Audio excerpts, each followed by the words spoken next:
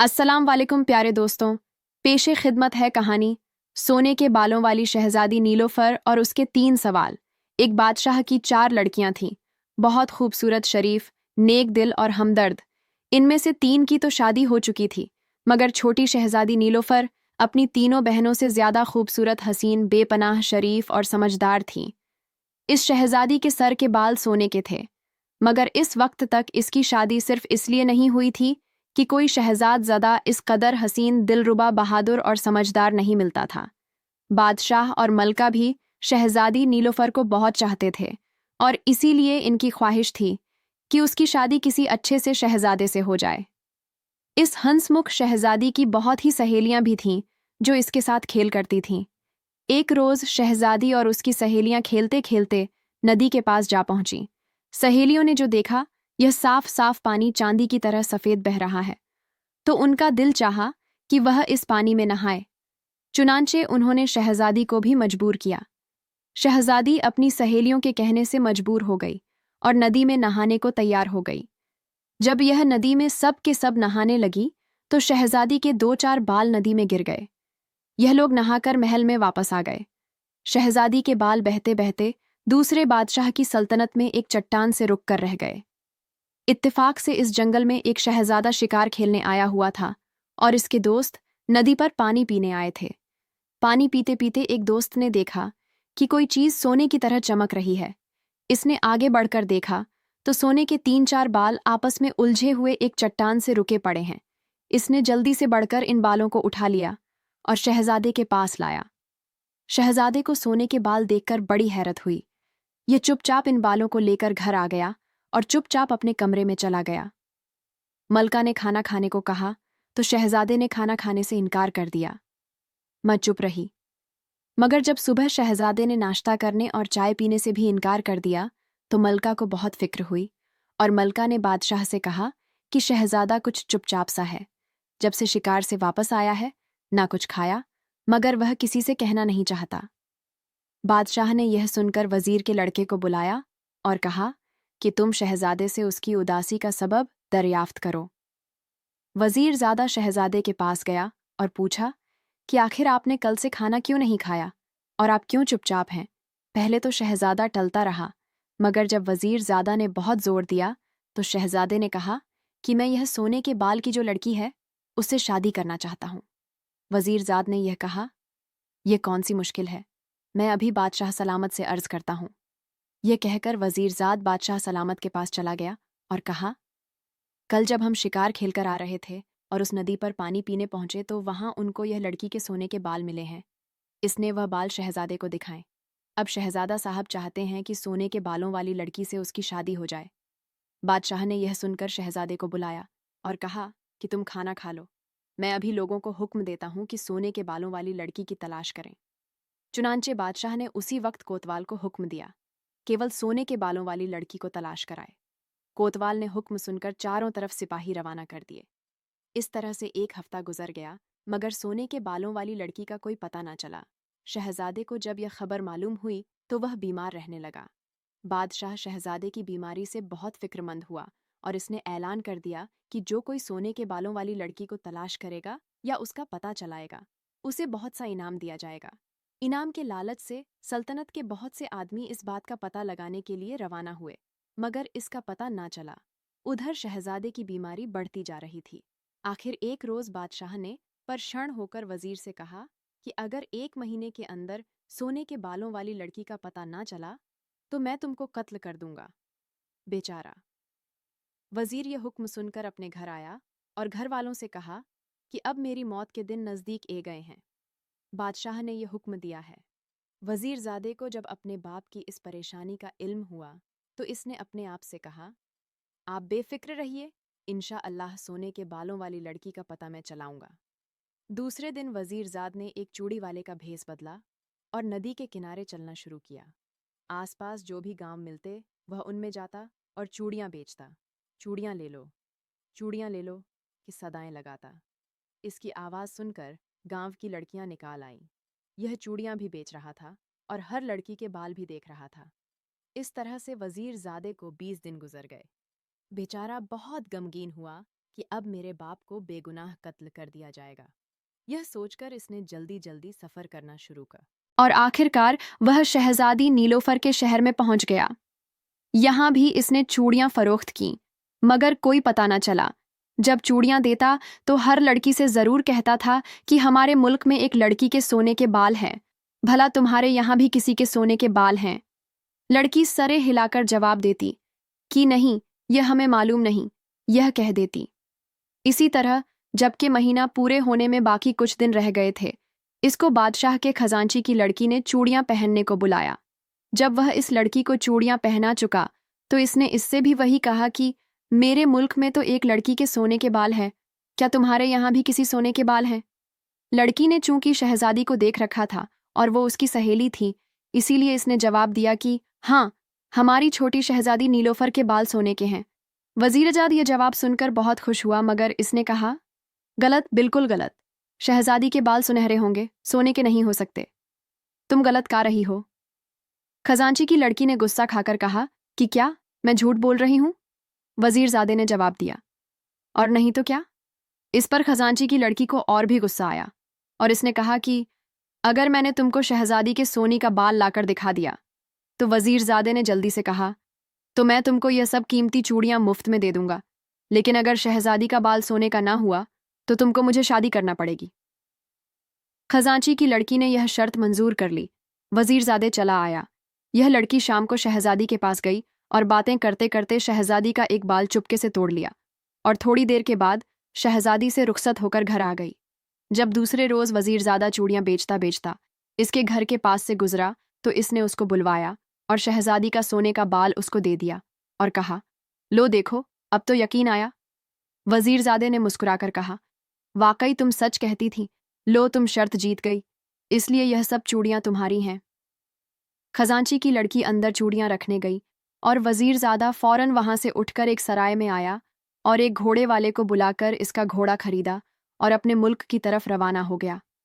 क्योंकि पूरा महीना होने में सिर्फ 2 दिन बाकी थे हैं और इसका शहर यहाँ से काफ़ी दूर था।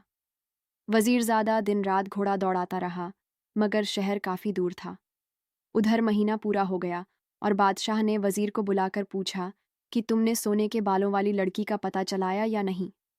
बेचारे वजीर ने बताया कि वजीरजादा खुद इसकी तलाश में गया है।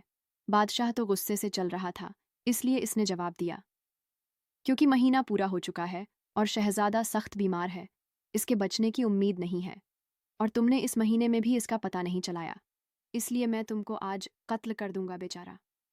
वजीर बहुत रोया, मिन्नतें की, और सल्तनत ने भी बादशाह की खुशामद की और कहा कि वजीर की जान बख्श दी जाए। मगर बादशाह पर गुस्से का भूत चढ़ा हुआ था, इसलिए बादशाह ने कहा, यह नामुमकिन है। शाम को 4 बजे एक बड़े मैदान में सब लोग जमा हुए और गरीब वजीर के हाथ पैर बांध कर उसको बिठा दिया गया। बादशाह ने झल्लाद को हुक्म दिया कि वजीर का सर उड़ा दो। झल्लाद ने तलवार काटने के लिए उठाई ही थी कि वजीरजादे की आवाज़ सुनाई दी, रुको, कत्ल ना करो, मैंने सोने के बालों वाली लड़की का पता चला लिया है। झल्लाद रुक गया। वजीर की रस्सियां खोल दी गईं। वजीरजादा बादशाह के पास आया और कहा, यहाँ से 200 मील दूर एक शहर जिसका नाम नील नगर है, वहाँ की सबसे छोटी शहजादी नीलोफर के बाल सोने के हैं और अभी इसकी शादी भी नहीं हुई है।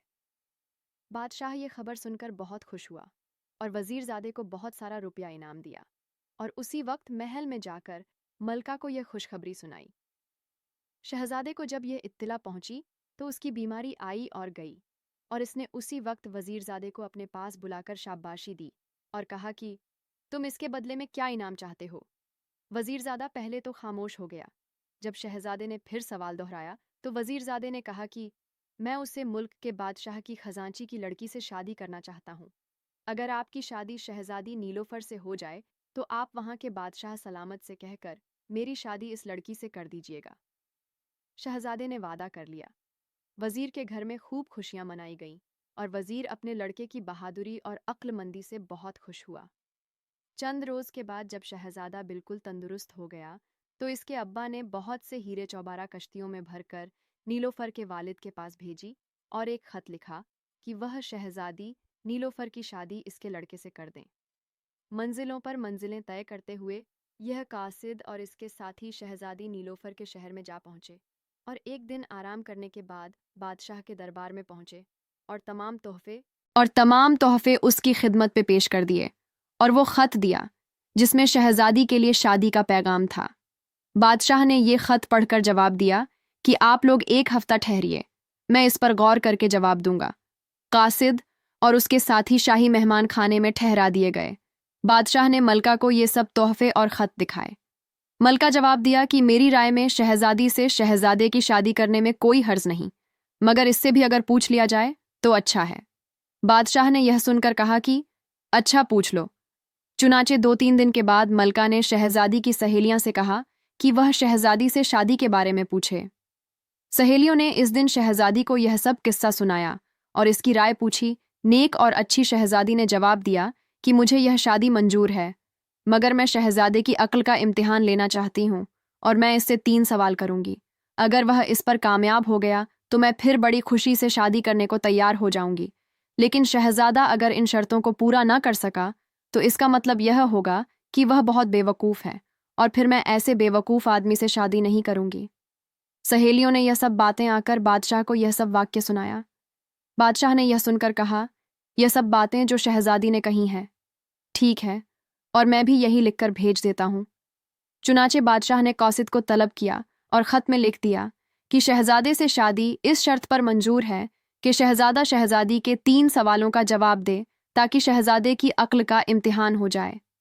अगर शहजादे ने जवाब दुरुस्त दिए तो फिर इस शादी में कोई हर्ज ना होगा, लेकिन शहजादी के सवालात के जवाब अगर शहजादा ना दे सका तो फिर ये शादी नहीं होगी। कासिद ये खत लेकर फौरन रवाना हो गया और 1 हफ्ते के बाद बादशाह की खिदमत में पहुंचकर खत बादशाह को पेश कर दिया। बादशाह खत पढ़कर बहुत खुश हुआ और वजीरजादे को बुलाकर खत सुनाया और कहा कि शहजादे को इस खत का मजमून सुना दो। अगर वह यह शर्त पूरी करने को तैयार है तो मैं सबको तैयारी का हुक्म दूं, मगर कहीं ऐसा ना हो कि शर्तें शहजादा हार जाएं तो मुझे मुफ्त में शर्मिंदा होना पड़ेगा। वजीरजाद ने यह तमाम बातें शहजादे को सुनाई। शहजादा ये सुनकर सोच में पड़ गया। वजीरजाद ने जो शहजादे को फिक्रमंद देखा तो कहा, शहजादे साहब, आप हिम्मत ना हारिए और चलने की तैयारी कीजिए। अगर शहजादी आपसे कोई मुश्किल सवाल करें तो आप 1 दिन की मोहलत सोचने के लिए मांग लीजिएगा और मैं आपको सोचकर बता दूंगा। शहजादा वजीरजाद की यह बातें सुनकर बहुत खुश हुआ और इसका बहुत शुक्रिया अदा किया। चुनाचे वजीरजाद ने बादशाह से आकर कह दिया कि शहजादे साहब चलने के लिए तैयार हैं और कहते हैं कि अगर अल्लाह पाक ने चाहा तो हम वहां से कामयाब लौटेंगे। बादशाह ने जवाब सुनकर तैयारी का हुक्म दे दिया और कासिद को उसी वक्त रवाना कर दिया कि वह इनके पहुंचने की इत्तिला वहां के बादशाह को दे दो। 4 दिन के बाद एक बड़ी सी फौज के साथ बादशाह और सल्तनत के बड़े बड़े लोग शहजादे के दोस्त वजीरजाद शहजादी नीलोफर के शहर की तरफ रवाना हुए। यह लोग आराम से सफ़र करते हुए 12वें दिन शहजादी के शहर में पहुंच गए। क्योंकि कासिद ने उनके आने की इत्तिला कर दी थी, इसलिए उस मुल्क के बादशाह ने बड़े शान और शौकत से इनका इस्तकबाल किया और इन लोगों को बहुत आराम से ठहराया। 2 दिन के बाद बादशाह ने शहजादी नीलोफर से कहा कि अब तुम अपनी शर्तें शहजादे को बताओ। शहजादी ने जवाब दिया कि आप आज दरबार रखिए, मैं उस दरबार में शहजादे से पहला सवाल करूंगी। शहजादी अपनी सहेलियों के साथ बैठ गई। इसके सामने कुर्सियों पर दोनों सल्तनत के बड़े बड़े लोग बैठ गए। बीच में शहजादा एक कीमती तख्त पर ठाठ से आकर बैठ गया। उसे तख्त के करीब शहजादे के दोस्तों की कुर्सियां बिछाई गईं। जब दरबार भर गया तो शहजादी की एक सहेली ने बाहर आकर पहले तो सबको सलाम किया और फिर शहजादे से मुखातिब होकर कहा, हमारी अक्लमंद शहजादे से पूछती हैं कि वो इसका जवाब दें कि अकल खाती क्या है।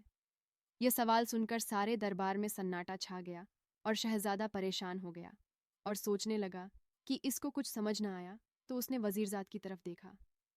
वजीरजाद ने आंखों से इशारा किया।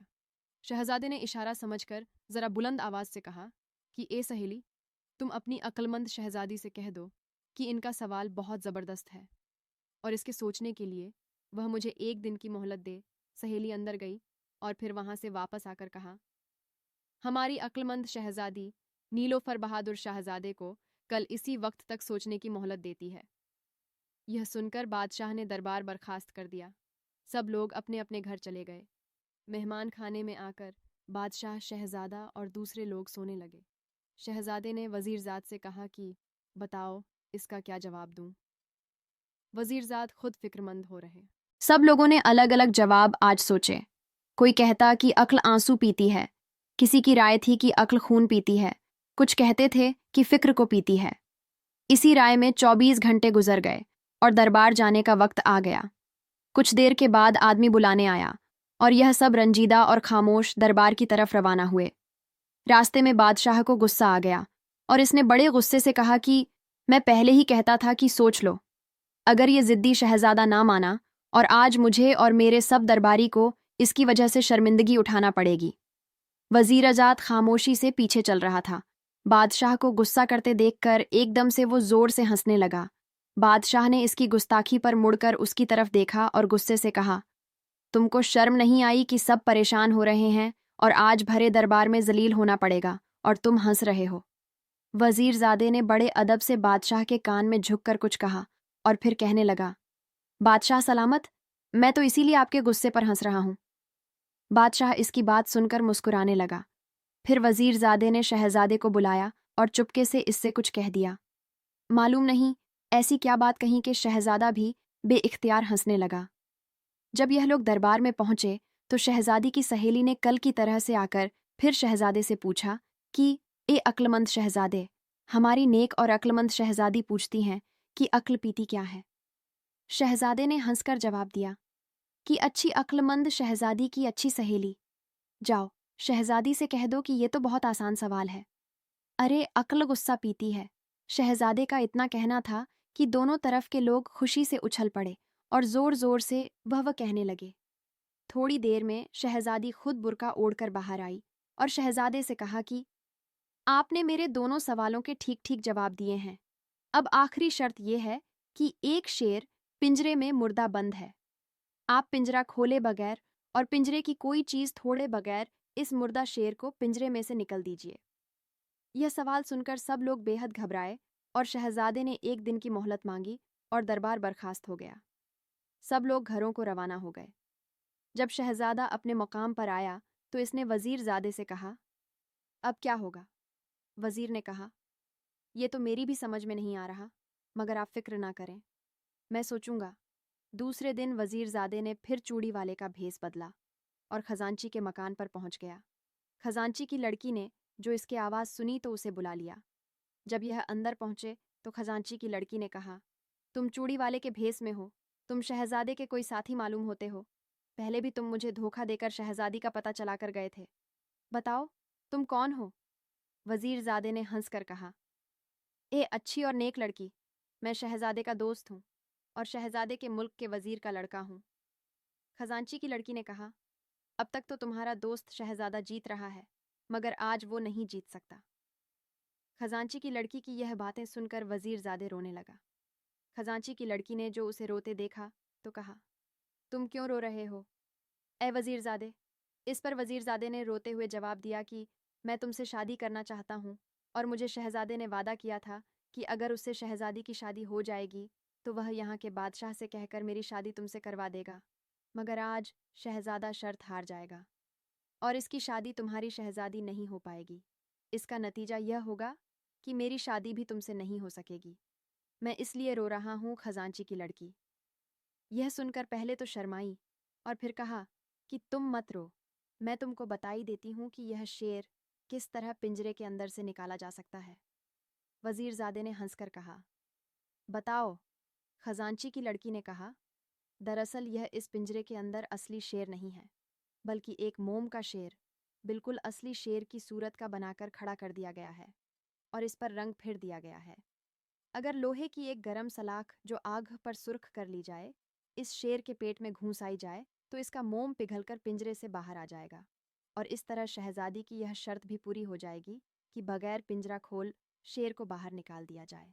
वजीरजादे ने यह सुनकर खजांची की लड़की का बहुत बहुत शुक्रिया अदा किया और वहां से फौरन दौड़ता हुआ शहजादे के पास आया और फिर इसको अलग जाकर यह सब किस्सा सुना दिया। शहजादा यह सुनकर बहुत खुश हुआ और इसने फौरन जाकर बादशाह को इसकी इत्तला दी। बादशाह ने वजीरजादे की अक्लमंदी की बड़ी तारीफ की और कहा कि वो यहाँ के बादशाह से कहकर खजांची की लड़की से उसकी शादी जरूर कराएगा। शाम को यह सब लोग इत्मीनानी से दरबार में पहुंचे और शान से जाकर अपनी अपनी जगह पर बैठ गए। थोड़ी देर के बाद शहजादी बाहर आई और शहजादे से कहा कि आप शर्त पूरी करने के लिए तैयार हैं या वापस जाना चाहते हैं? अक्लमंद: शहजादी, मैं अकेला वापस नहीं जाना चाहता, बल्कि आपको भी अपने साथ ले जाना चाहता हूँ और आपकी शर्त को पूरा करने के लिए तैयार हूँ। यह सुनकर शहजादी ने हुक्म दिया कि शेर का पिंजरा लाओ। थोड़ी देर बाद शेर का पिंजरा लाया गया। इस पिंजरे के अंदर एक शेर बंद था और ऐसा मालूम होता था कि सचमुच का कोई जिंदा शेर पिंजरे के अंदर खड़ा है। कारीगरों ने इस मोम के शेर को इस अच्छे तरीके से बनाया था कि यह पहचाना मुश्किल था कि यह नकली शेर है। सब दरबारी उसे देखकर बहुत हैरान हुए कि इस जिंदा शेर को आखिर शहजादा बगैर पिंजरा खोलें या पिंजरा तोड़े बगैर किस तरह से बाहर निकालेगा। पहले तो शहजादे ने उठकर पिंजरे को अच्छी तरह देखा और फिर शेर को बड़ी देर तक देखा रहा। फिर यकायक एक हुक्म दिया कि लोहे की बड़ी सी सलाख लाई जाए और बहुत सी आग सुलगाई जाए। शहजादे के हुक्म की तमील की गई। जब सलाखें आ गई और आग सुलग गई तो शहजादे ने इस सलाख को आग के अंदर रख दिया। सब लोग शहजादे की हरकत पर ताज्जुब करते रहे और इनकी समझ में कुछ न आया कि शहजादा क्या कर रहा है। जब 1 घंटा गुजर गया और लोहे की सलाख आग की तरह सुर्ख हो गई तो शहजादे ने सलाख को उठाकर शेर के पिंजरे के अंदर शेर के पेट में घोंप दिया। गर्म लोहा जो मोम के शेर पर लगा तो मोम फौरन पिघलने लगा और थोड़ी देर में सब मोम बहकर पिंजरे के बाहर आ गया। यह सब देखकर सब लोगों ने खूब शोर मचाया। शहजादे ने शहजादी से कहा, ए अक्लमंद शहजादी, मैंने बगैर पिंजरा खोल या तोड़े इस शेर को बाहर निकाल दिया है और अब बताइए आपकी क्या शर्त है? शहजादी शर्माकर यह कहते हुए अंदर चली गई। अक्लमंद शहजादे, आप सब शर्तें जीत गए हैं। दूसरे दिन शहजादे की शादी बड़ी धूमधाम से शहजादी से हो गई। शादी के चौथे दिन शहजादे ने इस मुल्क के बादशाह से कहा कि वजीरजादे की शादी इसी मुल्क के खजांची की लड़की से कर दी जाए। इस शादी में शहजादे और बादशाह ने खूब रुपया पैसा खर्च कर दिया और शहजादी की शादी से ज्यादा शानदार तरीके पर शादी की गई। इसके बाद शहजादा शहजादी, नीलोफर वजीरजादे और खजांची की लड़की तमाम दरबारी को लेकर अपने मुल्क में वापस आ गए। यहाँ कई रोज तक शादी की खुशी में गरीब मोहताजों को खूब रुपया पैसा बांटा गया। कुछ दिन के बाद बादशाह ने अपनी जगह शहजादे को बादशाह बना दिया।